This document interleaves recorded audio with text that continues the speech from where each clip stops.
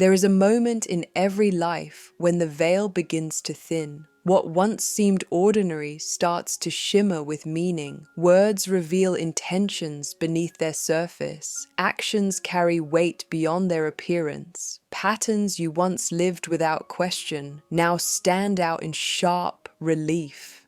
This moment is awakening. It is self-awareness. It is the birth of seeing. Awareness is not a single event. It is a journey from sleep into seeing, from confusion into clarity, from drifting into alignment. It changes how you walk, how you love, how you listen. Once you awaken, you cannot go back. You cannot unsee what you have seen. You cannot unknow what you now know. Awareness is both a gift and a responsibility. But like every gift, it can be misused. Just as fire can warm or destroy, awareness can heal or manipulate. There are those who awaken to truth and use it to serve, to uplift, to free. But there are also those who awaken just enough to see others' vulnerabilities, and then use that sight to control, to dominate, to exploit.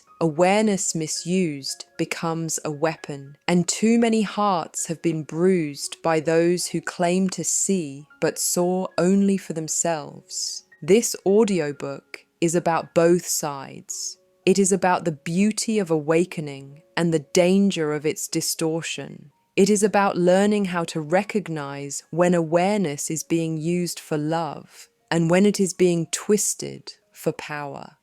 It is about teaching you how to guard your empathy without hardening your heart, how to set boundaries without losing your kindness, how to walk awake without being deceived by those who wear the language of awakening but not its truth. We will look at the misuse of awareness in families where control hides under the mask of care, in schools where influence is wielded unfairly, in churches where spirituality is sometimes twisted into authority, in relationships where love is confused with leverage. And we will look at how to spot the signs, the guilt that is pressed too hard, the kindness that feels heavy, the guidance that drains rather than uplifts. We will also turn to deeper principles, universal laws that reveal why misuse never lasts. The law of polarity, which reminds us that every gift has its shadow. The law of cause and effect, which ensures that manipulation always carries consequences. The law of vibration, which whispers that energy never lies, even when words do. These truths will remind you that while distortion exists, so does protection, and clarity is your shield.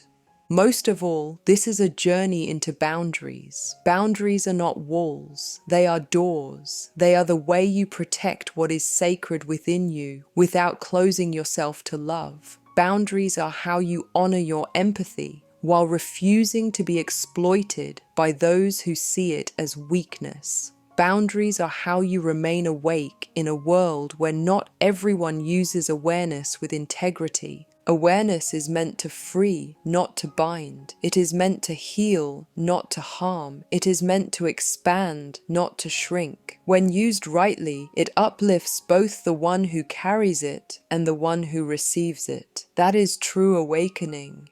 Anything less is distortion, and you deserve to know the difference. Chapter 1. Awareness is often spoken of as a blessing, and rightly so. To be awake is to see more, to notice more, to live in clarity instead of confusion. But it is also true that awareness, like any power, can be bent. The same light that guides one person can be turned into a spotlight that blinds another. The same knowledge that frees can also be twisted into knowledge that manipulates.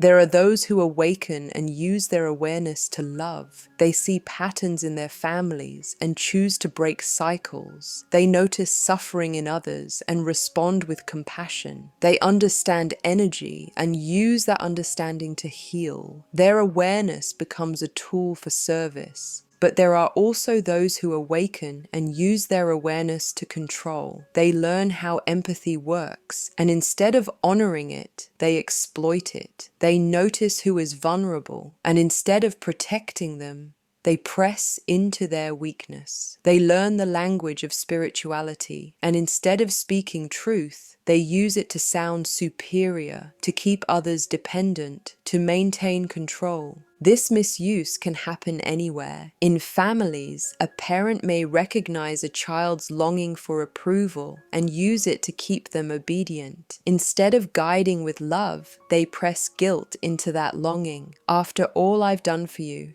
how could you disappoint me? In schools, a teacher may use their authority to silence rather than to nurture, rewarding those who flatter them while crushing those who resist. Among peers, the clever one may learn how to manipulate attention, playing kindness when it benefits them and cruelty when it does not. In churches, misuse can be devastating. Leaders awaken to the influence of spiritual language. They learn that people yearn for meaning, for blessing, for connection with the divine. Instead of guiding them toward their own freedom, some twist that hunger into dependence. They say, "You cannot hear God without me. You cannot find truth unless you follow me." Spiritual awareness turned into spiritual control, and because it wears the cloak of holiness, it deceives many. In relationships, misuse becomes personal. A partner who understands your empathy may play on it to keep you silent. They may remind you of their pain, their struggle, their sacrifice, so that you feel guilty for having needs of your own.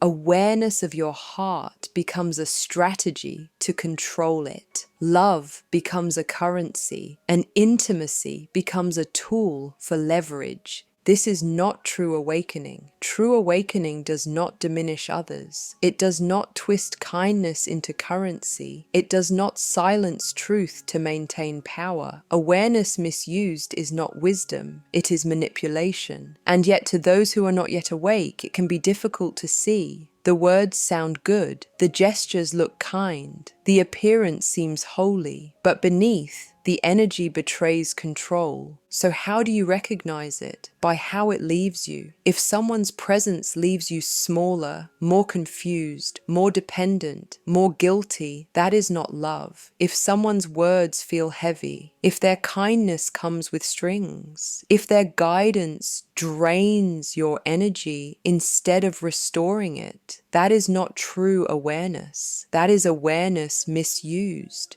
You must learn to trust your body as much as your ears. Words can deceive, but energy rarely lies. If you feel a knot in your stomach when someone speaks, pay attention. If you feel drained every time you leave their presence, notice. If you feel that your freedom is shrinking rather than expanding, honor that. This is your inner compass. This is awareness within you, protecting you. And when you see misuse, the response is not to harden your heart, but to set your boundaries, to say, I can love you, but I will not be used by you. I can listen to you, but I will not be silenced by you. I can honor my empathy, but I will not carry your weight for you. Boundaries are how kindness remains strong. Without boundaries, kindness becomes exploitation. With boundaries, kindness becomes power. Awareness is sacred, but it is only sacred when it frees, when it heals, when it expands. Anything else is distortion, and you are not here to be bound by distortion. You are here to live awake, to live clear, to live free. Chapter 2. Not every misuse of awareness is obvious. If manipulation always wore sharp edges, if control always shouted, if distortion always came wrapped in darkness, it would be easy to see. But that is not how it works. The most dangerous misuses are subtle. They come clothed in kindness, wrapped in care, laced with words that sound good, but leave you smaller. They are hard to name because on the surface they look like love, but underneath they drain you. This is why so many are caught unaware. They know something feels off, but they cannot quite name it. They sense a heaviness after certain conversations, but they tell themselves, maybe I'm too sensitive. They notice they always feel guilty around a certain person, but they say, maybe I am the problem. This confusion is not accidental. It is part of the design. When awareness is misused, it twists perception until you doubt your own clarity. And once you doubt yourself, you are easier to control. So, what are the signs? One sign is guilt that never ends. Guidance should empower you, not leave you trapped in shame. Love may challenge you, but it never condemns you. If someone uses guilt like a tool, pressing on your empathy until you feel you must always do more,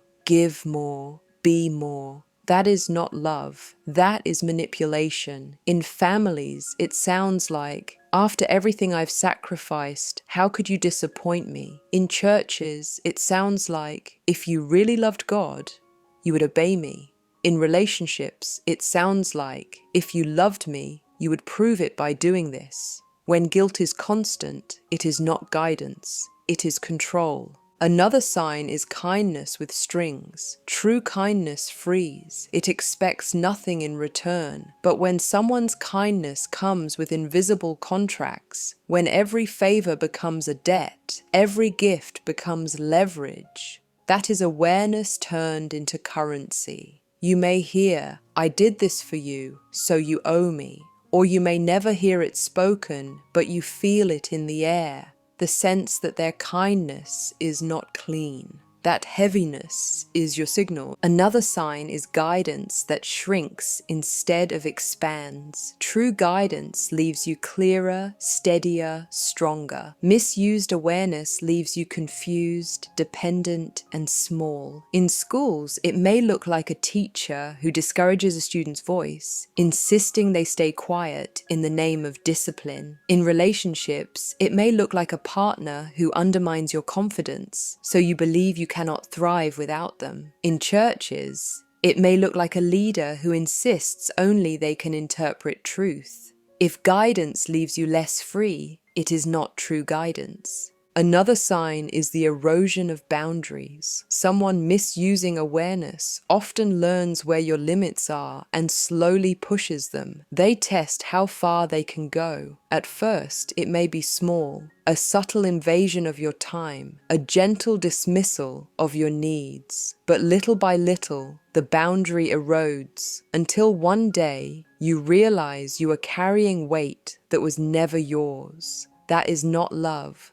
That is the quiet theft of your energy. Another sign is the silencing of your inner compass. Those who misuse awareness want you to doubt your intuition. They want you to believe that their perception is higher, their insight stronger, their judgment superior. They may say it softly, you're overthinking, or firmly, you don't hear from God like I do. But the message is the same. Do not trust yourself. Trust me instead. This is the most dangerous of all, because when you stop trusting your inner compass, you surrender your power. So what do you do when you notice these signs? First, you name them. Awareness begins in honesty. You say to yourself, this does not feel clean. This does not feel right. This drains me instead of frees me. Once named, the spell begins to weaken. Second, you trust your body. The mind can be deceived by words. The spirit can be clouded by fear, but the body rarely lies. If you leave an encounter feeling heavy, anxious, drained, honor that. If you feel knots in your stomach when a certain person speaks, honor that. If you feel smaller instead of larger in someone's presence, honor that. Your body is an instrument of awareness. Listen. Third, you set boundaries. Boundaries do not require anger. They require clarity. You can say no firmly and still love. You can step back without hatred. You can honor your empathy while refusing to be used. Boundaries are not punishment. They are protection. They protect your freedom, your energy, your alignment. Finally, you remember this. True awakening never asks you to shrink. True love never thrives on guilt. True guidance never silences your voice. If something claims to be awareness but leaves you confused, drained, or dependent, it is distortion. Trust the signs. They are there for your protection. You do not need to harden your heart to be safe. You do not need to stop loving, to stop being used. You only need to see clearly, to listen deeply, to act firmly. When you do, you honor both your awareness and your boundaries. You remain open to love, but closed to manipulation. You remain awake without being deceived. This is the gift of seeing the signs. You are no longer vulnerable to distortion. You are no longer easy prey for those who misuse awareness. You are no longer bound by the confusion of guilt, heaviness, or doubt. You are free to walk awake, clear, steady, strong. Chapter 3. There are truths that do not belong to any religion, any culture, any single people. They belong to the fabric of life itself. Ancient voices called them laws, not laws written in books or enforced by governments, but laws woven into creation. Whether or not you name them, they move. Whether or not you believe them, they stand. They are like gravity, unseen but undeniable. Awareness, like everything else, lives under these laws. And when awareness is misused, these laws begin to reveal the cracks. Manipulation may rise for a moment, but it cannot stand forever. Distortion may control for a season, but it will eventually collapse under its own weight. To understand this is to see clearly why boundaries matter and why truth, no matter how resisted, always returns. One of these truths is the law of polarity. It teaches that everything has two sides, two poles, two expressions, heat and cold, light and dark, joy and sorrow. They are not separate forces, but ends of the same spectrum. Awareness, too, has polarity. On one side is awakening used for love, guiding, healing, freeing. On the other side is awakening twisted into control, manipulating, exploiting, enslaving. To know the law of polarity is to know that every gift carries its shadow. And so, you might ask yourself, when you meet someone who claims to be awake, does their presence expand you or does it shrink you? Do you feel lighter or do you feel smaller? The answers reveal the pole you are encountering. Another truth is the law of cause and effect. Every action carries consequence. Nothing disappears into nothing. A seed sown brings harvest, whether visible now or later. Manipulation may seem powerful in the short term, but it cannot escape consequence. When awareness is misused to control, it plants seeds of distrust, resentment, and decay. Eventually, those seeds bear fruit. Families fracture, churches lose integrity, relationships collapse. The fall may be delayed, but it is certain. The law of cause and effect ensures it. In the same way, when awareness is used rightly, with kindness, integrity, clarity, it also bears fruit. Trust deepens, growth expands, love flourishes. Cause and effect are always at work, visible or invisible. And so, pause for a moment and ask, what seeds am I sowing with my awareness? Seeds of control or seeds of freedom? Another truth is the law of vibration. Everything moves, everything carries frequency. Even words that sound holy can be cloaked in manipulation, but the vibration beneath them tells the truth. You can feel it. When someone speaks from alignment, their presence uplifts you. When someone speaks from distortion, their presence drains you. The vibration cannot be hidden. Energy does not lie. And so, notice how your body responds before your mind even speaks. Do you feel steady or unsettled? Do you feel peace or pressure? This is the law of vibration protecting you. Another truth is the law of correspondence. As within, so without. What people project outward is a reflection of what they carry inward. Those who misuse awareness are not as strong as they appear. Their manipulation reveals their own inner lack. Their hunger for control reveals their own inner chaos. Their need to silence others reveals their own inner fear. And so, ask yourself, when someone presses against you, are you seeing their strength or are you seeing their wound disguised as power? These laws are not limited to the physical world. They are not just rules that apply in the third dimension of matter and form. They are principles woven into every layer of reality. In the third dimension, you see them tangibly. Cause and effect shows up as actions and consequences. Vibration is felt in the atmosphere of a room. Polarity appears as light and shadow. In the fourth dimension, where thought and belief hold greater power,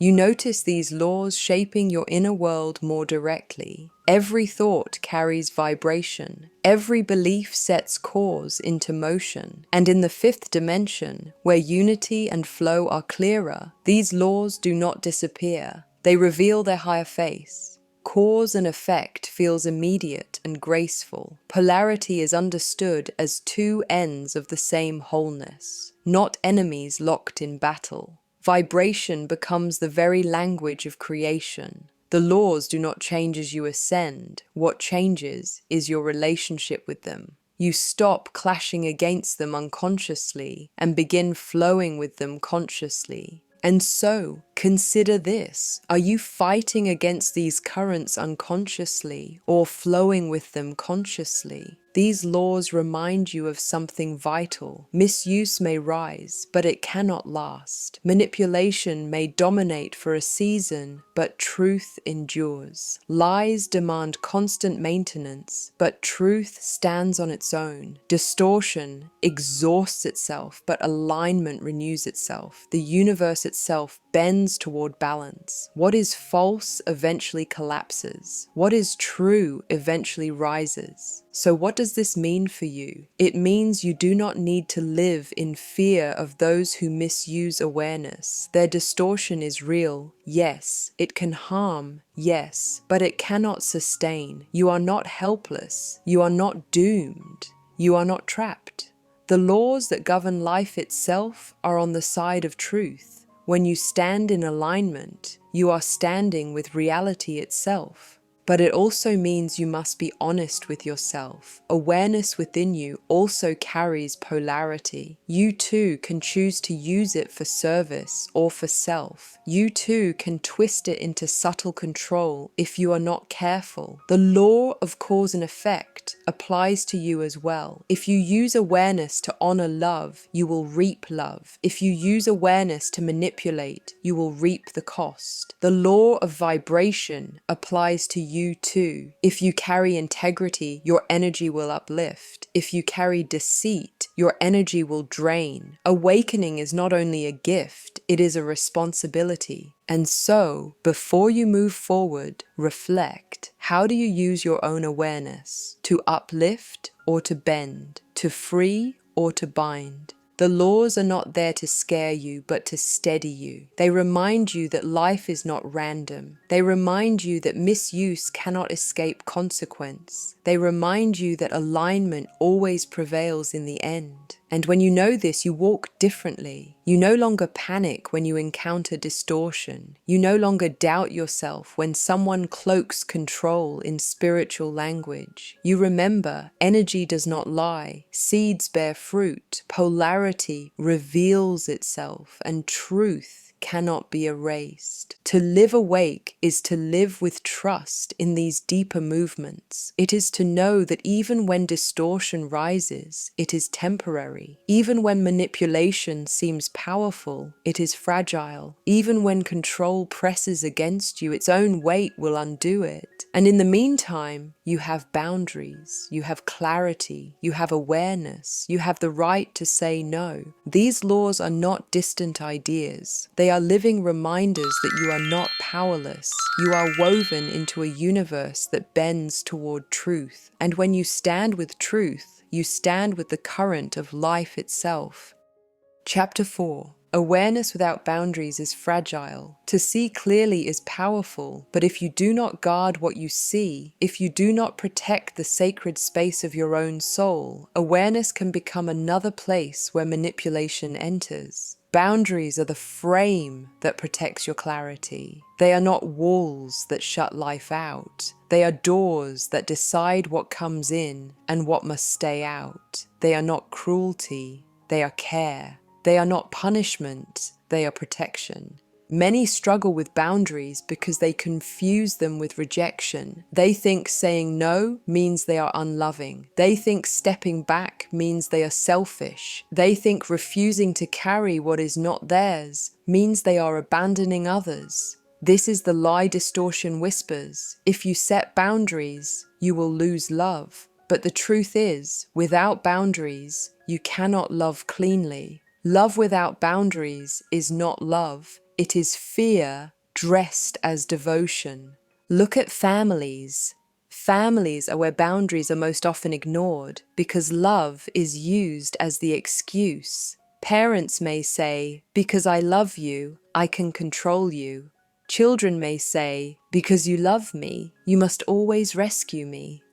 Siblings may say, "Because we are family, you must accept my disrespect." But love is not licensed to harm. And so, reflect for a moment. Has anyone in your family ever used love as an excuse to cross your limits? And how did that leave you feeling? Awareness teaches you to see these patterns for what they are. Boundaries teach you to say, "I love you, and because I love you, I will not allow myself to be diminished in your presence." Consider also the complexity of adult children caring for aging parents. It is sacred work to honor them, to support them, to be present. But some parents misuse the closeness by crossing boundaries, guilt-tripping their children into overextending, dismissing their needs, or treating their love as obligation. Awareness lets you see this dynamic. Boundaries let you say, "I honor you and I love you, but I also honor my own health, my own time, my own limits."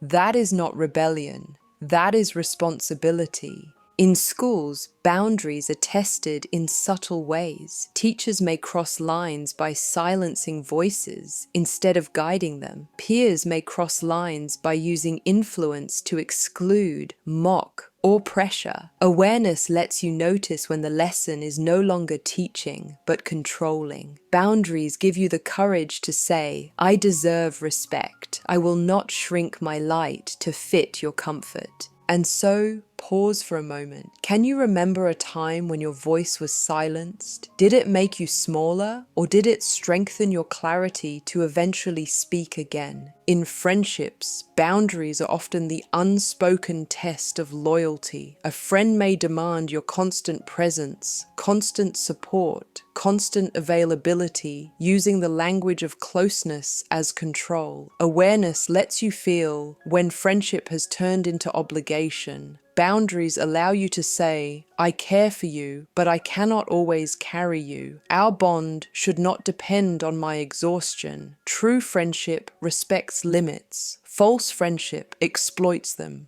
In workplaces, boundaries become essential for dignity. Supervisors or colleagues may recognize who is empathetic, who is diligent, who is eager to please, and instead of honoring it, they may overload them, giving them tasks that belong to others, leaning on their silence, exploiting their willingness. Awareness sees the pattern. Boundaries speak, "I can help, but I will not carry what is not mine. My worth is not measured by my exhaustion." Pause for a moment and consider Do you ever find yourself carrying work that should belong to others? If so, what boundary could you gently put in place to restore balance? In churches, boundaries are often confused with rebellion. Leaders may say, "If you question me, you are questioning God." Communities may say, "If you do not conform, you are not faithful." But true faith honors boundaries.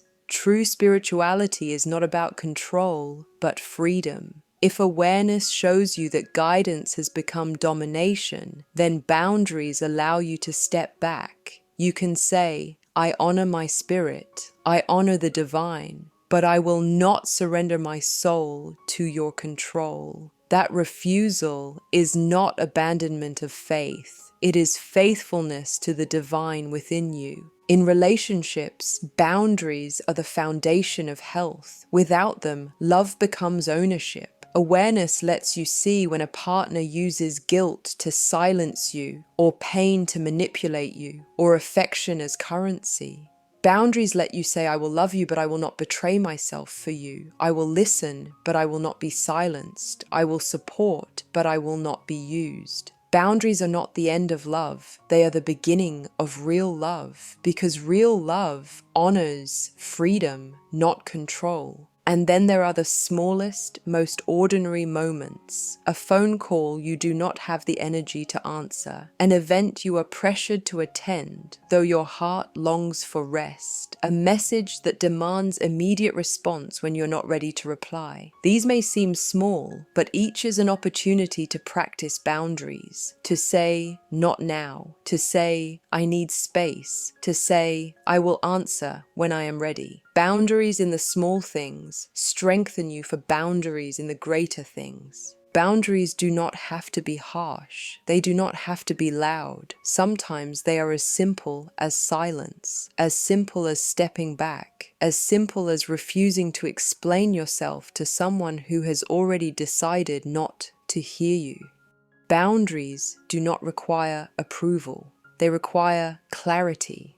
When you know what you will and will not accept, your energy shifts. Others may resist, others may accuse, others may label, but your peace will hold. This is where the law of cause and effect reveals itself again. Every time you set a boundary, you plant a seed. At first, people may resist, but over time, your boundaries teach others how to treat you. They learn that manipulation will not work here. They learn that guilt will not stick here. They learn that disrespect has no home here. The harvest of boundaries is respect, peace, and dignity. This is also where the law of vibration protects you. When you set a boundary, your energy changes. You no longer carry the frequency of desperation or fear. You carry the frequency of clarity, and people feel it. Some will recoil because they thrived on your lack of boundaries. Others will adjust because they respect your strength. And still others will be inspired because your clarity gives them permission to set their own boundaries. And so, ask yourself quietly now, how does my energy shift when I say yes to what drains me? And how does it shift when I honor a boundary that restores me? The answer reveals the truth. Boundaries are not selfish, they are sacred. They are the way you protect the gift of your awareness. They are the way you keep empathy from being exploited. They are the way you honor both your softness and your strength. Without boundaries, awareness is vulnerable. With boundaries, awareness is power. Some will resist your boundaries. They will call you selfish. They will call you rebellious. They will say you are ungrateful, unkind, unloving. That is because your boundaries reveal their misuse of awareness. They cannot control you once you set them. And when control is broken, manipulation is exposed. Their accusations are not truth. They are the sound of distortion losing power. So do not fear boundaries. They are not a betrayal of love. They are love's protection. They keep kindness from being exploited. They keep empathy from becoming enslavement. They keep awareness from becoming confusion. Boundaries are how you honor the gift of being awake. To live awake is not only to see, it is to stand. It is to say, I will not shrink, I will not be used, I will not betray myself. And when you stand this way, your love grows stronger, not weaker, because it is clean, it is free, it is love without manipulation. Chapter 5. True awakening is not about knowing more than others. It is not about speaking with authority, quoting sacred texts, or sounding wise. It is not about collecting followers or proving superiority. Awakening is not about domination. Awakening is about liberation. It is about living so aligned with truth that everyone who encounters you feels freer, not smaller. If awareness leaves people feeling guilty, heavy, or silenced, it is not awakening. If awareness turns into control, if it feeds dependency, if it demands submission, it is not awakening. If awareness is used to exploit empathy, to manipulate kindness, to blur truth, it is not awakening. That is distortion. That is misuse. That is light turned into shadow. True awakening expands freedom. It does not bind it. True awakening strengthens boundaries. It does not erode them. True awakening calls people back to themselves, to their own clarity, to their own inner compass. It does not replace that compass with someone else's voice. It does not say, trust me more than yourself. It says, trust the light within you. Trust the wisdom that rises in your own chest. Trust the voice that was always yours. And so, pause for a moment. Think of the people who inspire you most. Do they pull you toward dependence, or do they push you gently back toward yourself? The answer reveals if you are touching true awakening or distortion. We live in an age where the word woke is thrown around casually, sometimes as insult, sometimes as pride. But true awakening is not a performance. It is not a label you wear. It is a way of being. On social media, you may see people who speak eloquently about consciousness while subtly drawing all attention back to themselves. They preach freedom but cultivate followers who cannot think for themselves. They speak of love but harbor superiority. This is not awakening. This is performance. And so, ask yourself this. When you listen to a voice online or in your community, do you leave feeling more empowered or more dependent? Do you feel expanded or do you feel smaller? The fruit reveals the root. You see it in families too. A parent who claims spiritual wisdom but uses it to silence their children. They say, I know better, your voice does not matter. This shrinks rather than expands. Or siblings who say, because I see life more clearly than you must do as I say.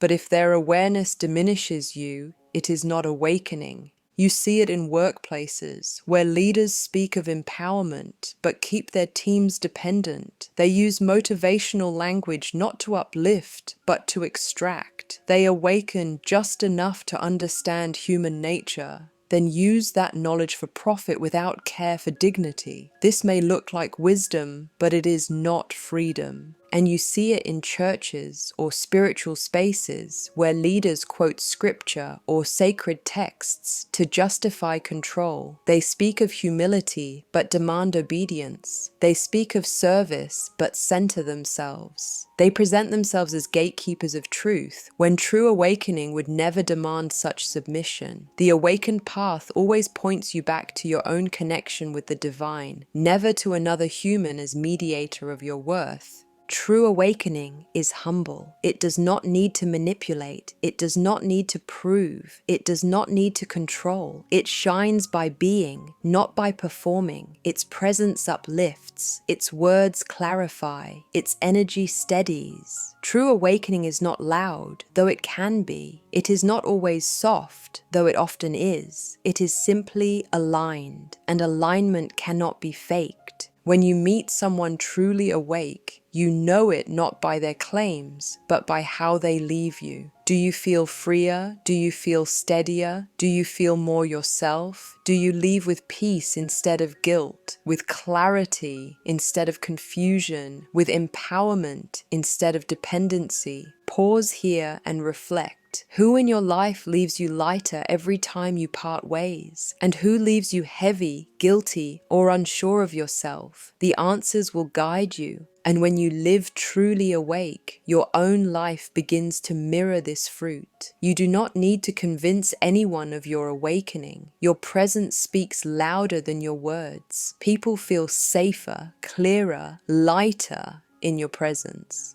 Not because you hold their answers, but because you honor their ability to find their own. That is the mark of true awakening. It multiplies freedom. It never monopolizes it. This is why the law of polarity matters. False awakening shrinks. True awakening expands. False awakening creates dependency. True awakening creates sovereignty. False awakening thrives on control. True awakening thrives on freedom. They may look similar at first glance, but their fruits are opposite. And this is why the law of cause and effect remains unshakable. False awakening cannot last. It always unravels because it is built on distortion. It plants seeds of dependency, manipulation, and fear. Those seeds eventually bear bitter fruit.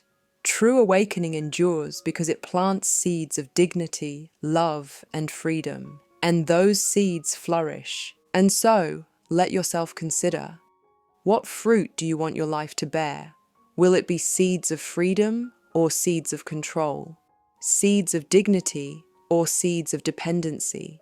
The choice is yours. To live awake yourself is to carry this responsibility. You must be honest about how you use your awareness. Do you use it to uplift or to bend? Do you use it to guide or to guilt? Do you use it to free or to control? Awareness is a gift, but it is also a mirror. It asks you to walk cleanly, to honor truth not only in what you see, but in how you act. To live awake is also to guard yourself against those who misuse it, not with fear, not with hatred, not with bitterness, but with boundaries, with clarity, with trust in your own compass. You do not need to fight every manipulator. You do not need to expose every distortion. You only need to see clearly and stand firmly. Your clarity is enough. Your boundaries are enough. Your truth is enough. True awakening shows itself in the small, ordinary moments, in the way you speak to a stranger without needing to impress them, in the way you listen without seeking to dominate, in the way you allow others to differ without needing to correct them, in the way you release control and allow life to flow. Awakening is not found in grand claims, but in steady presence. And it shows itself in love. Real love is awake love. It honors freedom. It respects boundaries. It uplifts dignity. It does not bind. It does not guilt. It does not silence. If your love expands someone, you are walking awake. If your love diminishes someone, you are still caught in distortion. It shows itself in service. Real service empowers. It points others to their own light, not to your shadow. It equips rather than enslaves. If your service creates freedom, it is aligned. If it creates dependence, it is distorted.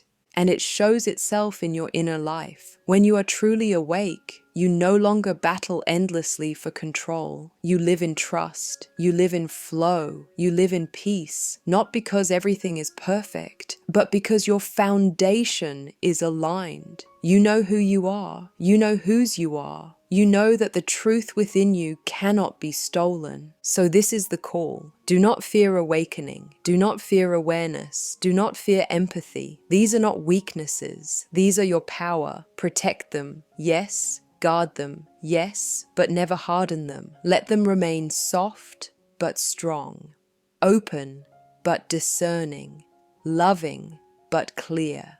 This is how you live awake without being deceived. To live awake is to see clearly, and to stand firmly, to see when awareness is real and when it is distorted, to stand when boundaries are needed, to trust the laws that govern truth, to choose freedom over control, clarity over confusion, integrity over manipulation. Awareness is meant to bless. Boundaries are meant to protect. Together, they keep you free. And when you live this way, you become not only awake for yourself, but a light for others, a presence that uplifts, a voice that clarifies, an energy that steadies. This is true awakening, not domination, not control, but freedom. And this is where the journey ends and begins again. For every day, you will meet awareness in one of its two faces, as light or as distortion. Every day, you will choose how to use your own. Every day, you will be called to stand, to guard, to discern. But now, you are ready. You have eyes to see, ears to hear, and a compass within you that cannot be stolen. Live awake, live clear, live free.